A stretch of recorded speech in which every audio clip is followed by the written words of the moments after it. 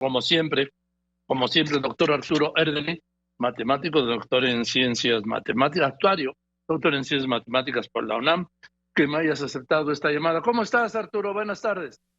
¿Qué tal, Joaquín? Buenas tardes, a tus órdenes.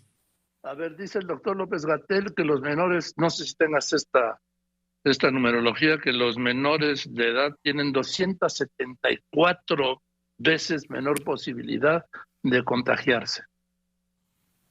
Pues habría que analizarlo por edades, porque de los propios datos abiertos, uno calcula la letalidad para cada edad, porque no es lo mismo un menor de edad de 17 años que un recién nacido. De hecho, los recién nacidos de 0, incluso los de 1 año de edad, tienen una tasa de letalidad similar a la de alguien de 40 años. Ya es a partir de los 2 años de edad, que sí, efectivamente, de los 2 años hasta los 17, sí tienen las tasas de letalidad más bajas, pero los bebés de 0 hasta 1 año de edad sí están muy vulnerables. Entonces no es parejo a todos los menores de edad.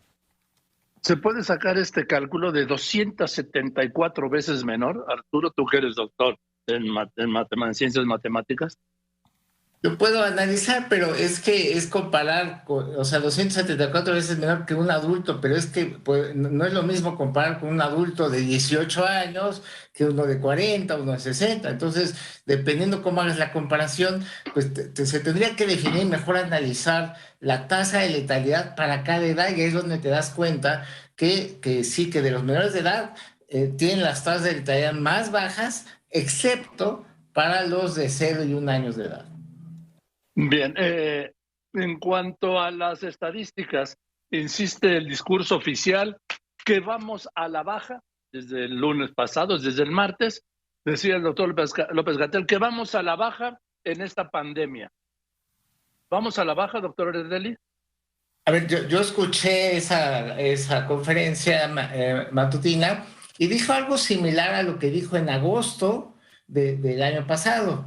Pocas veces estoy de acuerdo con él, y estuve de acuerdo con él en agosto y estoy de acuerdo con él ahora. No dijo que hay una baja, dijo que hay indicios que hablan de una desaceleración, que no es lo mismo, y que eso anticipa que podemos estar cerca de una baja. O sea, digamos, él analiza sobre todo cómo abre cada semana epidemiológica, porque se analizan los datos por semana epidemiológica y empiezan en domingo. Entonces, él hizo referencia a cómo abrieron los datos de la semana epidemiológica 4, que es la que inició el domingo, y de acuerdo a esos datos, pues el incremento no es tan significativo como el de las 2 semanas previas. Eso anticipa que quizás ya estamos cerca de un pico y que entonces en próximas semanas ya comenzaremos a ver descenso de los contagios. ¿Tú coincides, doctor Erdely, en este punto con el doctor López-Gatell? Pero nada más haciendo la acotación de que no es que ya estén bajando, sino que hay indicadores que anticipan que posiblemente estamos cerca de una bajada de casos, efectivamente. Pero hemos visto un incremento de muertes. Las muertes, recordemos, traen un desfase como de 3, 4 semanas. Entonces, primero llegaremos a un pico de contagios, si es que se confirma durante la próxima semana, y de ser así, entonces el pico de muertes lo veremos unas 3, 4 semanas después, van desfasadas. Entonces, por eso es que ahorita quizás empecemos a ver que bajan los contagios la próxima semana, pero se cruzará con las defunciones que vienen rezagadas y que tardarán unas 3, 4 semanas más en llegar a un pico y comenzar a descender. O sea, hay un rezago de 3 a 4 semanas en el reporte cotidiano de fallecimientos por COVID. No solo en el reporte, sino en cómo se dan las cosas, porque la gente primero se contagia, luego algunos se ponen graves y se hospitalizan y luego mueren. Entonces, por pura cronología, hay un desfase. Eso además del desfase que hay en cómo llega la información. Pero aún que tuvieras información en tiempo real, hay un desfase cronológico entre que la gente se contagia y que se muere. Entonces, tus cálculos, doctor Erdely, pueden ser que la semana que viene llegaríamos al pico y de ahí comenzaría a caer el número de contagios.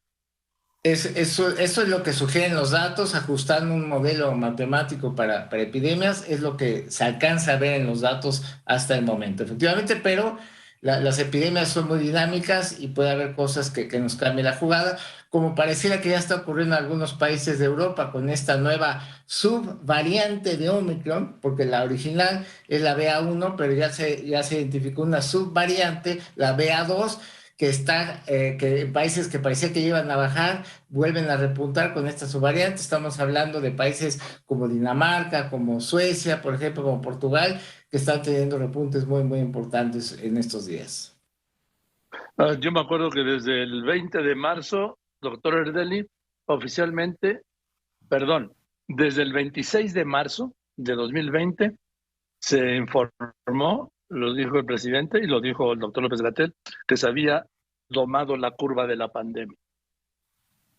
Bueno, siempre han adoptado un discurso triunfalista de subestimar la epidemia. Siempre hay un conflicto de interés de un gobierno que informa las cifras de un problema. Entonces, un gobierno quiere quedar bien, quiere dar las mejores cuentas. Entonces, no son la entidad más indicada para dar con objetividad las cifras, ¿no? Ni el gobierno mismo, porque siempre va a decir que las cosas están mejor de lo que están, ni los opositores al gobierno, porque van a decir siempre que las cosas están peor de lo que realmente está. Por eso es que es importante que analistas, académicos, de forma independiente, pues analicemos los datos abiertos y demos una opinión pues lo más objetiva posible. Ahora, doctor Erdeli, en cuanto al exceso de mortalidad, el INE acaba de dar una actualización, ¿no es así? Perdón, el INEGI. Así es, bueno, el INEGI actualiza su estudio de exceso de mortalidad solo 2 veces por año, entonces normalmente nos da cifras en enero y en agosto, julio-agosto aproximadamente. Pero hay un estudio que hace la propia Secretaría de Salud que es muchísimo más frecuente, cada 6, 7 semanas, y que cuando coincide con las fechas en las que da a conocer datos con el INEGI, también dan cifras muy, muy similares. Entonces, en el estudio más reciente de exceso de mortalidad que nos da la Secretaría de Salud, que es al 4 de diciembre de 2021, pues ahí ya reportan un exceso de mortalidad de 655.062 personas que han perdido la vida por consecuencia directa o indirecta de la epidemia por COVID-19 en México. La última vez que hablamos, doctor Erdeli, me dijiste que al 20 de noviembre... Sí, Así es. Sí, por cada 6, 7 semanas. Sí, que había 640,000 o 646,000 muertes, no recuerdo con exactitud. Así es, y luego como cada 6, 7 semanas actualizan este estudio que se encuentra en coronavirus.gov.mx, se actualiza con mucha más frecuencia que el del INEGI y además llegan a cifras muy, muy semejantes. O sea, estamos hablando entonces que por COVID habrían muerto 655,065 mexicanos al 4 de diciembre. Digamos que ese es el exceso de mortalidad total. O sea, de no haber habido epidemia, ya se tienen estimaciones bastante precisas de cuánta gente muere, ¿no? Entonces, toda la gente que ha muerto por arriba de esas previsiones que se tenían sin pandemia, es lo que se llama exceso de mortalidad. Gente que de no haber habido epidemia no hubieran perdido la vida. Ahora, de esos 655,000, 455,000 está bien documentado que murieron por COVID. ¿De qué murieron las otras 200,000 personas, que son exceso de mortalidad también? Pues puede ser que sí murieron de COVID y que no quedó bien documentado, o bien que murieron no por COVID, pero a causa de la epidemia, es decir, gente que por saturación hospitalaria no tuvo acceso a una cirugía o una atención de emergencia, pero también las víctimas indirectas siguen siendo víctimas, vidas perdidas a consecuencia del manejo de la epidemia. Bueno, en un principio yo me acuerdo por allí de marzo, abril, mayo del 2020, muchos actos de defunción de personas que habían muerto por COVID decían neumonía. Neumonía típica, así es. Es eso, cuando había sido COVID. Es lo más probable y por eso es que después vinieron los estudios para reclasificar y casos que a lo mejor en su momento no se contabilizaron como tales, se analizan las actas de defunción y entonces se reclasifican como casos COVID. Bien, entonces, doctor Erdeli, de acuerdo a los modelos matemáticos que tú manejas, podríamos, ya para concluir, podríamos decir, sin que esto es como el fútbol o los toros, no hay palabra de honor, ante una pandemia, que en la semana que viene viviremos el pico de contagios. Es una posibilidad, así lo apuntan los datos, pero lo importante es que si se confirma que empiezan a bajar los casos, pues la bajada toma su tiempo, es decir, venimos bajando de muy alto y aún aunque empiece a bajar, en la bajada la epidemia se puede llevar muchos al hospital y a la muerte. Entonces hay que esperar, va a haber que esperar unos 3 meses a ver si logramos regresar a los niveles de contagios que teníamos antes de que empezara esta cuarta ola de contagios. Ahora, hay una realidad. Primero, la Secretaría de Salud no da a conocer el número de contagios, da a conocer, doctor, el número de pruebas positivas, ¿no? Porque el número de contagios supera por mucho las pruebas positivas. Sí, bueno, actualizan diariamente unos datos abiertos, ¿no? Entonces, lo que algunos hacen, esto no lo hace la Secretaría de Salud, es simplemente decir, bueno, ¿cuántos casos positivos reportaron hasta ayer? ¿Cuántos se reportaron hoy? Y por diferencia dicen, son tantos nuevos casos. Pero esos nuevos casos que cambia la base de datos de un día para otro no son los que ocurrieron en las últimas 24 horas, sino simplemente son casos que se ingresan a la base de datos, pero que a lo mejor ocurrieron hace 5 o 6 días o hace dos semanas, ¿no? Entonces, esa distinción es importante hacerla.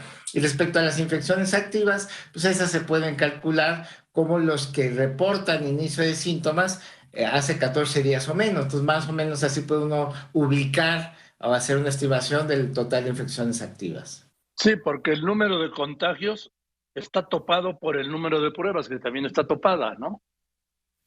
Pues esa es una posibilidad, aunque sí te diría, digamos, sí en los últimos días se ha visto que ya no logra pasar de las 70 y pico mil pruebas con resultado, y la positividad sigue aumentando. Entonces sí, pareciera ser que si mantenemos constantes las pruebas, porque ya se llegó a un tope, pero la positividad sigue en aumento, esto sí nos estaría hablando de que quizás ya llegamos al tope de posibilidades de pruebas que se pueden aplicar en México en un día, pero tomando en cuenta que posiblemente estamos cerca del pico, bueno, pues quizás tendremos algunos días de subestimación, pero finalmente pues esperemos que la próxima semana ya empiecen a descender los contagios. Pues que así sea, Eduardo. Muchísimas gracias. Con gusto, Joaquín, buenas tardes.